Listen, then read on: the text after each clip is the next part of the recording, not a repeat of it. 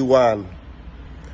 Now the question is, between Simon Ekpa and the leadership of IPOB, the DOS, who is or who can be described as a career freedom fighter? The DOS has no monetized page. The DOS does not have membership page. The DOS does not broadcast on YouTube where they are being paid. The DOS has no private accounts that they have scammed or cloned for people to pay in ESM funds. Between Simon Ekpa and the DOS, who are the career freedom fighters?